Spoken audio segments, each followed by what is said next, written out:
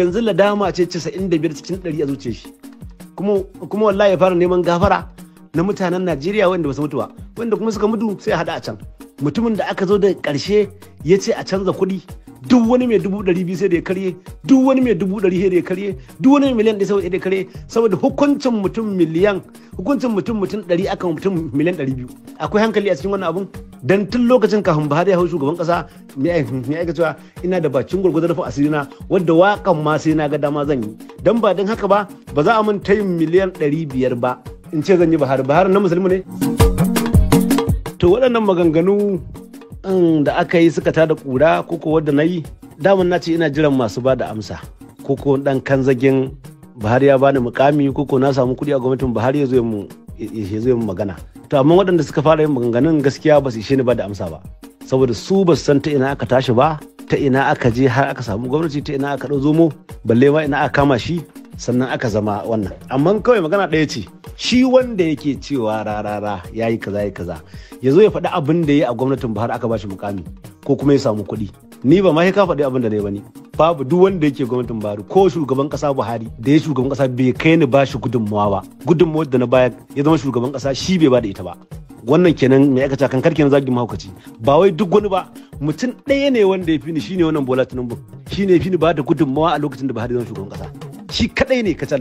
Saboda haka waɗanda suke ba da amsa yanzu su 'yan tayi daɗi ne, su 'yan mai aka su 'yan mun san 'yan da mu aka da mu a kulle kofa ne. To ina jiran dai in ji ko wani zai zo ya min wanda ya isa in bai magana akan shi, yanda zan dan yi ta gandan yanda zan yi ta gundun tukunna in sha wata da faɗi.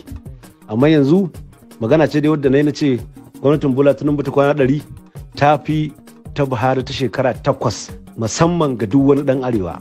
Ba wata hanya wadda ta hada 95 a cikin 100 na arewa illa hanyar Abuja. Shekara 7 da Buhari ya hau mulkin nan hanya Abuja ba ta biyuwa, in za ka hau sai dai ka alwala. Haka nan muka dinga kare suka da zage-zagen da ake har aka zo ƙarshen mulkin nan. Daga hawan Tinubu zuwa yanzu ya an so mutum 560 a hannun 'yan bindiga na nanata, wanda bai sani bai je bincika. Saboda haka idan an ce yanzu daga kwali, na daga kwali ni ban kyauta mutum ba, saboda ni na san wannan. Su ma waɗanda suke faɗin haka ba su sani ba ne. Kuma magana kyautar zato da muka dinga yin Buhari, kowa zai ce ai to me isa lokacin ana mulkin ni ban faɗa ba. Kyautar zato ko kuma da kyakkyawan niyya da muka ɗauki layin muna ganin abin da gaske ne. Ashe kawai mun zo mun tsaya nan gurin, shi kuma ya kulle gida da 'yan uwan shi gaba ɗaya. Kowa ya wawura abin da zai wawura, wanda duk suna nan waɗanda abin da aka ja kuɗin da suka ɗauka ba san yadda suka kashe su ba. Sun iya bi kuɗin da ba za su iya kashewa ba har su mutu. Su kuma ba damuwarsu a ce an gyara ƙasa ko an taimaki ƙasa ba.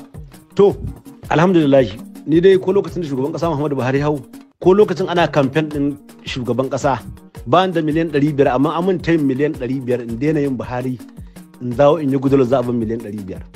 Na ce ba zan yi ba, ni gudunar ni Buhari nake yi. Da Buhari ya zama kuma idan akwai wanda ya bani kuɗi wanda ya kai miliyan 50 ko miliyan 30 ko wani abu ma makaucin haka, ya fito ya ce gashi ya bani, ko kuma ya bani aiki, ko kuma an ban mukami, ko kuma a cikin wanda aka ba mukaman su zo su faɗi abin da suka yi wanda ya makamancin nawa. Wani zai ce ni waka nake, to kai wakan mana.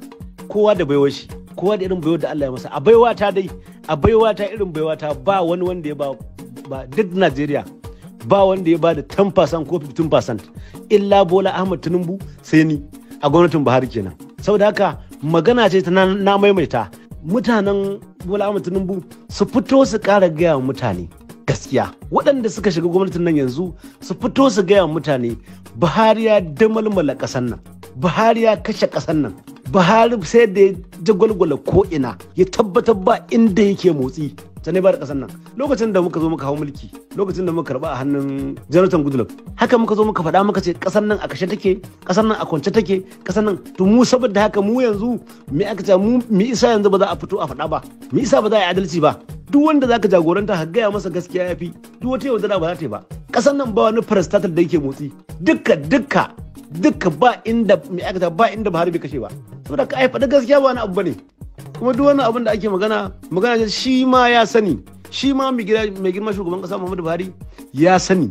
Yanzu ladama ce 95 cikin 100 a zuciyar shi, kuma wallahi ya fara neman gafara na mutanen Najeriya wanda ba su mutu ba, wanda kuma suka mutu sai a hada a can. Amma wallahi ya fara neman gafara na mutanen da ba su rasu ba, wanda hayan suna nan.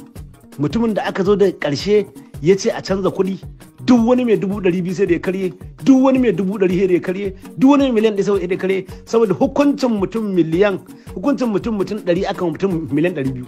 Akwai hankali a cikin wannan abun? Ai abu idan kana bi ai mun yi iya bakin gurgudu, mun yi iya bakin gurgudu yadda zamu bi shi kuma a rabu lafiya. A ƙarshe rayuwa ta aka nema. Me na ce? Su kuma wanda suka samu kuɗin yanzu me suka yi? Saboda ni waɗannan duk ke gani duk waɗanda wani ɗan kuci kuma waɗannan dukkan su ba wanda ban fi ƙarfin, ni dai a zuciyata da zuciyar shi in kaɗa na fi ƙarfin ya ɗauka ya bin wani abu bare tana neman wannan shi ba layi na bane wannan, babu. In dai ban bashi ba shi bai isa ya bani ba, dan ni da rufin asiri na ma Buhari ya hau shugaban ƙasa. Dan tun lokacin kafin Buhari ya hau shugaban ƙasa me aika cewa ina da bakin gurgurda rufin asiri na wadda waƙan ma sai na ga dama zan yi. Dan ba don haka ba za a min tayin miliyan 500 ba in ce zan yi Buhari na musulmi ne? Ai babu. Wannan dai a takaice kenan ka ce dan yi magana, amma dai sharhi wannan bai zo ba tukunna. Sai an yi min ita yanda ya kamata ni ma in sayar daidai yanda aka sayar min.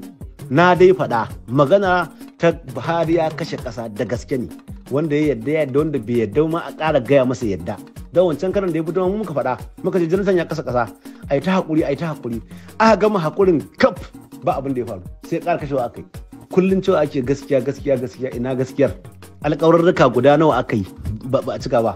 Amma yanzu wani sai ya ce ya manta saboda Rarara ya kaza, ba mu gana wannan abin. Muna nan tare muna bayan gaskiya, dan shi mutum ya san me ake cewa ko katako ne akan shi ko tabo ne a kan shi. In kuɗi nike bi ba zan yi Buhari ba, ko naira bai bani ba, har ta yin kuɗi aka min na ce ba zan yi ba shi zan bi. Babu, mun yi bakin gwargwado da kyakkyawan niyya muka dinga kyakkyawan zato. Shi sa na ce yanzu gwamnatin Tinubu ba zan yi irin wancan haƙurin ba. Na farko haƙurin suka ta yake yi, talaka suna zagira suna cewa ba na iya magana, su kuma can gurin ba ma sa karɓar shawara ta, maimakon su yi yadda za su zama mai aka za a zauna talakan lafiya. Ai yanzu kawai shawarar da na fito na ba shugaban ƙasa ce Bola Tinubu, na ce ya fito ya faɗi illar da Buhari makasan nan, shikenan ya huta ya rage. Shine yanzu ake ce min he wannan ya ce kaza wannan ya ce kaza. To duk wanda zai faɗi maganar, ka san idan mafaɗin magana wawa ne to mijinta ba wawa bane. To ina kallon waɗanda suke isa su zo su ce ga wani abu banda Rara gefe ka fito kawai ni ta gaba da gaba. Ni ne dai a gwamnatin Buhari dai mutum kowaye shi in ka cire Bola Tinubu ba wanda ya kana ba da gudunmawa, wallahi babu shi. To kamata a ce in za a raba wani abu a ciki, amma da yake su wancan lokacin shi ya kulle kan shi ya sun yi abin da suka dama ne, shi sa suka wofantar da masoyansu, shi sa gwamnatin ba ta samu nasara ba har ta ƙare, saboda wofantar da masoyi da duk wanda ya taimake su ba su sa shi a cikin tsarin su ba, sai suka ɗauki wani tsari na son zuciya wanda kuma shi ya kai har ƙasan har wannan lokacin da ake ciki. To shi sa wannan gwamnatin naga ina bada shawara ba a dauka na fara ganin na kira mutane na ce su zo in gaya musu gaskiya. Mun fara yin irin wancan abin da muka yi a wancan lokacin, amma wannan karan ba za mu haƙura ba, zan zo in ce muku abin nan ba zai yi ba, kowa ya nemi mafita. Shine babu, alhamdulillah bakin gurgudu a baiwa ta dai idan akwai wanda ya abin da ne a lokacin gwamnatin Buhari ya zama shugaban kasa, kowaye kudin gidan waye ya zo ya ce gashi ni na yi abin da Rara bai yi ba, ko wanda aka ba minista ko wanda komi aka baka a gwamnatin Buhari komi kai ka zo ka ce kayi abin da ni ban yi ba, babu shi wallahi.